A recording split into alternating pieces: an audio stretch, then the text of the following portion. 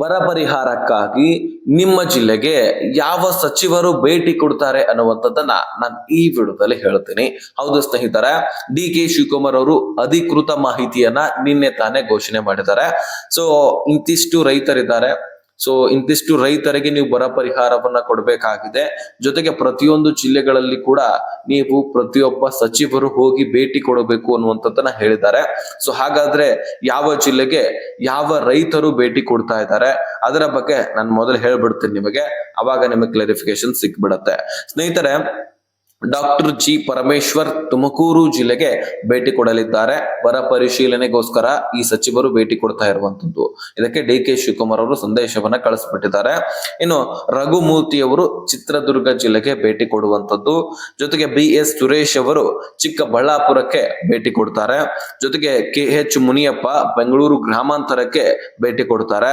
ರಾಮಲಿಂಗಾರೆಡ್ಡಿ ಕೋಲಾರ ಜಿಲ್ಲೆಗೆ ಭೇಟಿ ಕೊಡ್ತಾರೆ. ಜೊತೆಗೆ ಎಚ್ ಸಿ ಬಾಲಕೃಷ್ಣ ಬೆಂಗಳೂರು ದಕ್ಷಿಣಕ್ಕೆ ಭೇಟಿ ಕೊಡುವಂಥದ್ದು.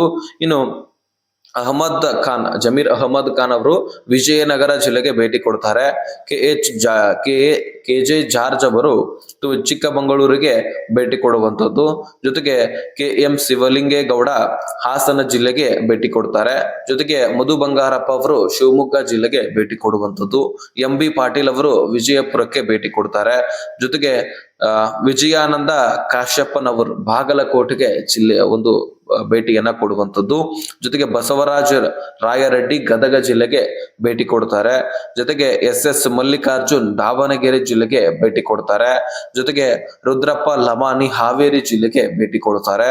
ಜೊತೆಗೆ ಸತೀಶ್ ಜಾರಕಿಹೊಳಿ ಅವರು ಇಲ್ಲಿ ಬೆಳಗಾವಿ ಜಿಲ್ಲೆಗೆ ಭೇಟಿ ಕೊಡುವಂಥದ್ದು. ಸಂತೋಷ್ ಲಾರ್ಡ್ ಅವರು ಧಾರವಾಡ ಜಿಲ್ಲೆಗೆ ಭೇಟಿ ಕೊಡ್ತಾರೆ. ನೆಕ್ಸ್ಟ್ ಲಕ್ಷ್ಮಣ್ ಸವದಿ ನಮ್ಮ ಸ್ಥಳೀಯ ಸದಸ್ಯರು ಇವರು ಸಚಿವರು. ಈಗ ಉತ್ತರ ಕನ್ನಡ ಜಿಲ್ಲೆಗೆ ಭೇಟಿ ಕೊಡುವಂಥದ್ದು. ಪ್ರಿಯಾಂಕ್ ಖರ್ಗೆ ಅವರು ಕಲಬುರಗಿ ಜಿಲ್ಲೆಗೆ ಭೇಟಿ ಕೊಡ್ತಾರಂತೆ. ಜೊತೆಗೆ ಅಜಯ್ ದಮ್ಸಿಂಗ್ ಅವರು ಇಲ್ಲಿ ರಾಯಚೂರು ಜಿಲ್ಲೆಗೆ ಭೇಟಿ ಕೊಡ್ತಾರೆ. ಈಶ್ವರ್ ಖಂಡ್ರೆ ಅವರು ಬೀದರ ಜಿಲ್ಲೆಗೆ ಭೇಟಿ ಕೊಡುವಂಥದ್ದು. ಯು ಟಿ ಖಾದರ್ ದಕ್ಷಿಣ ಕನ್ನಡ ಮತ್ತು ಉಡುಪಿ ಜಿಲ್ಲೆಗೆ ಭೇಟಿ ಕೊಡ್ತಾರಂತೆ. ಜೊತೆಗೆ ಪಿ ಎಂ ನರೇಂದ್ರ ಸ್ವಾಮಿ ಅವರು ಕೊಡಗು ಜಿಲ್ಲೆಗೆ, ಯತೀಂದ್ರ ಸಿದ್ದರಾಮಯ್ಯ ಅವರು ಮೈಸೂರು ಜಿಲ್ಲೆಗೆ ಭೇಟಿ ಕೊಡ್ಲಿಕ್ಕೆ ಸಿದ್ಧವಾಗಿದ್ದಾರೆ. ಇದರ ಜೊತೆಗೆ ಚಲುವರಾಯ ಸ್ವಾಮಿ ಮಂಡ್ಯ ಜಿಲ್ಲೆಗೆ ಭೇಟಿ ಕೊಡ್ತಾರೆ. ಜೊತೆಗೆ ಪುಟ್ಟರಂಗ ಶೆಟ್ಟಿ ಚಾಮರಾಜನಗರಕ್ಕೆ ಭೇಟಿ ಕೊಡ್ತಾರೆ. ಬಿ ನಾಗೇಂದ್ರ ಅವರು ಬಳ್ಳಾರಿ ಜಿಲ್ಲೆಗೆ ಭೇಟಿ ಕೊಡುವಂಥದ್ದು. ಜೊತೆಗೆ ಶರಣ ಪ್ರಕಾಶ್ ಪಾಟೀಲ್ ಅವರು ಯಾದಗಿರಿ ಜಿಲ್ಲೆಗೆ ಭೇಟಿ ಕೊಡುವಂಥದ್ದು.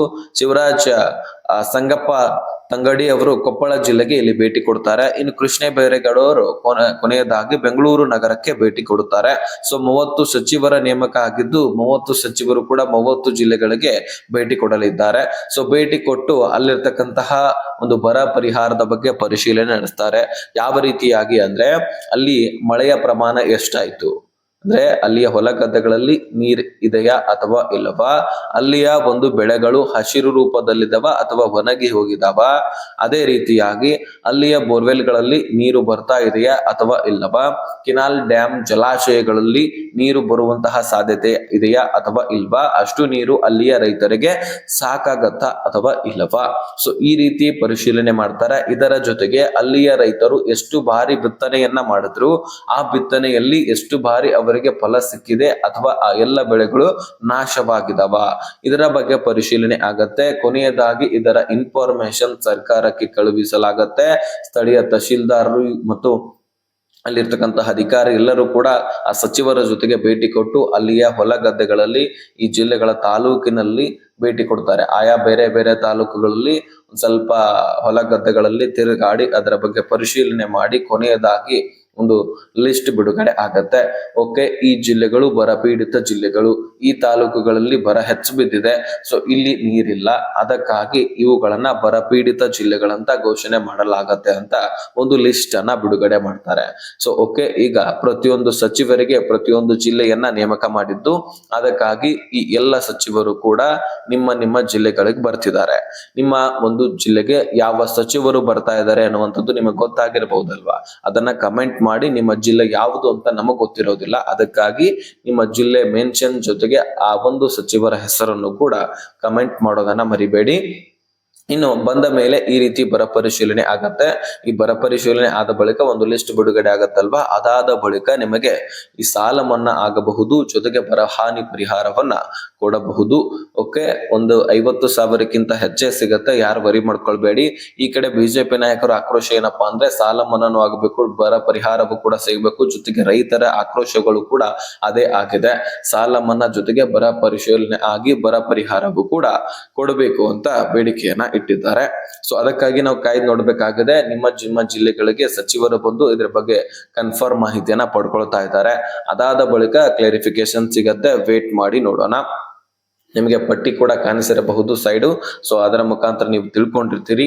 ಓಕೆ, ಈ ಇನ್ಫಾರ್ಮೇಶನ್ ಅನ್ನ ಆದಷ್ಟು ಎಲ್ಲ ರೈತರಿಗೆ ಶೇರ್ ಮಾಡಿ, ಅವ್ರಿಗೂ ಕೂಡ ಕ್ಲಾರಿಫಿಕೇಶನ್ ಸಿಗ್ಲಿ. ಚಾನಲ್ಗೆ ಸಬ್ಸ್ಕ್ರೈಬ್ ಮಾಡಿ, ಇದೇ ರೀತಿ ಅಪ್ಡೇಟ್ಗಾಗಿ ಬೆಲ್ ಐಕನ್ ಆಲ್ ಅಂತ ಒತ್ತಿ.